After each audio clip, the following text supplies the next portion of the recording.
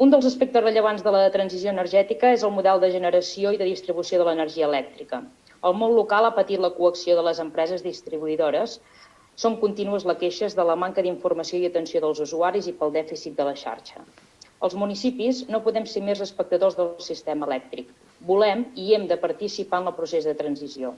Volem que la transició ens porti a un escenari on quedi garantit el dret social a l'accés a l'energia, on no hi hagi pobresa energètica, on la ciutadania i les empreses puguin lliure i fàcilment generar la seva pròpia energia verda i compartir-la amb els seus veïns i veïnes, on les xarxes de distribució no estiguin exclusivament en mans d'empreses. Volem i hem d'intervenir en la seva regulació i modernització. Volem democratitzar l'energia. Aquesta iniciativa sorgeix de molts municipis que encara pateixen talls de subministrament i mancances en el servei de distribució. De seguida es traslladen en l'àmbit urbà, també pels problemes de manteniment de la xarxa i sobretot per la necessitat d'intervenir en la regulació de la generació, distribució i autoconsum d'energia renovable en l'àmbit de les comunitats locals, els ajuntaments, les empreses, les entitats i la ciutadania. Alhora, és coincident amb el corrent cívic i municipalista de la recuperació de la titularitat i la gestió dels serveis bàsics, com és també el cas de l'aigua i de defensa del dret a accés a l'energia. Així, avui la CUP proposem l'aprovació d'un únic acord, adherir-nos a l'Associació de Municipis i Entitats per l'Energia Pública. Estem davant d'una crisi climàtica sense precedents i per tant, estem d'acord amb que compartim uns objectius clars per revertir l'efecte hivernacle i també per garantir l'accés a l'energia, sobretot el dret a l'accés a l'energia i, per tant, per lluitar contra la pobresa energètica. Aquests principis els compartim fermament i lluitem pels mateixos objectius. No obstant, em sembla que aquí tenim un problema que és la compatibilitat estratègica entre els nostres models. Nosaltres no creiem, ja ho sabeu, no creiem que la municipalització dels serveis actuï com a solució a tots els problemes. Al final, el que estem fent és adherir-nos a un seguit de principis.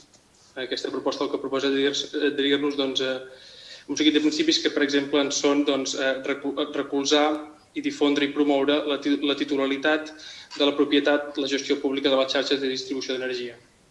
Al final acaba sent una estratègia que es basa en la municipalització i el control dels serveis sempre des del sector públic. Com saben, aquest no és el nostre model, no ho és aquí, però tampoc ho és, per exemple, en el món escolar. Fa pocs dies hi havia un debat interessant al Consell Comarcal, on recordo que el senyor Riera defensava la seva legítima posició d'estar, per exemple, en contra de l'escola concertada i a favor que fos tota pública. Nosaltres no estem en aquesta situació, estem a favor de la concertada. Buscant arxius de l'Ajuntament trobàvem un ple el 2016, juliol de 2016, on es parlava de la intenció de municipalitzar també a través d'una moció de la CUP els diferents serveis que tenia la ciutat i sortien debats sobre, per exemple, el servei de jardineria, que actualment ho fa un privat, que més la Fageda, i que nosaltres considerem que està bé que el pugui seguir fent un privat. Nosaltres no veiem l'empresa privada ni el món privat com un adversari i entenem que la millor manera de fer evolucionar el país i el món i acompanyar de progrés tot això és a través de la col·laboració, de la benentesa i de la cooperació pública-privada. Perquè, de fet, el privat al final acaba significant no només el 90% dels llocs de treball de tot el nostre país, sinó també acaba significant una gran part de la generació de benestar, de la generació de progrés tecnològic, de progrés social. Tot això per nosaltres és molt important. I al final això és un tema d'essència de com llegim nosaltres l'estratègia. I entenem que per poder treballar en pro de la transició energètica hi hem de ser tots. I ser-hi tots vol dir no renunciar a la meitat del paisatge, o a més de la meitat del paisatge. Al final és un tema que no tot és blanc o negre i per tant no ens volem situar en un extrem on tot hagi de ser públic. Igual que tampoc ens volem ficar a l'altre extrem on tot hagi de ser privat. En aquest cas només agrair a les companyes dels socialistes i d'Esquerra per el suport a la moció. Com queda clar, no tirarà endavant. Només fer un parell de matisos. En aquest cas ha fet referència el senyor Arbós a una moció del 2016. Si no vaig equivocada, diria que aquella moció no proposava municipalitzar tots els serveis, proposava fer l'estudi de quin seria el cost o de quin seria el procés si mai s'arribés a municipalitzar un servei. El matís és important, perquè si no sembla que arribem nosaltres i ho municipalitzem tot. I només era fer un estudi. Perdona, Adriana, el debat que es va generar va acabar parlant... Però jo matitzava la moció, que només era això. Llavors sí que va haver-hi rèpliques en què es deia que nosaltres proposàvem, i en aquest cas no sé si recordo malament que va ser el senyor Stanis, que sí que va fer menció en el tema que ha dit de la jardineria, que en cap cas nosaltres dèiem de municipalitzar aquest servei. Dèiem de per què no s'estudiava tots els serveis que tenia i punt. No va prosperar com totes les mocions que solem presentar.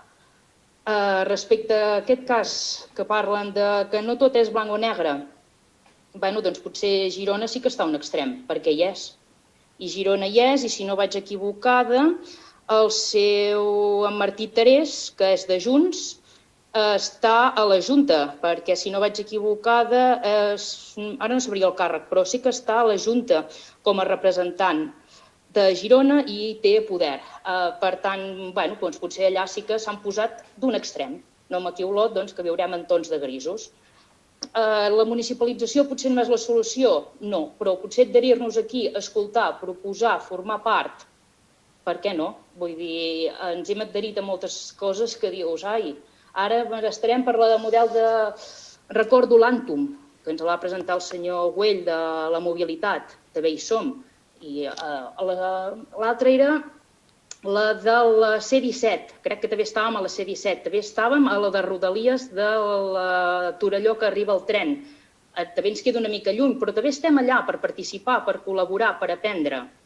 No entrarem a aquesta associació per municipalitzar. Municipalitzem tota la xarxa elèctrica d'Olot. No, entrarem per col·laborar, per aprendre, per compartir. Que tindrà un cost? Sí, perquè és una entitat pública, un finançament. Què costava? Mirem a les seves bases. Un 5% dels nostres habitants, són 36.000 habitants, un 5%. 1.800 euros. Acabem de donar 40.000 euros d'interessos a la Seguretat Social. 1.800 euros, crec que per participar, col·laborar i estar en aquesta associació eren viables. Bé, una altra oportunitat perduda. Només acabarem aquí.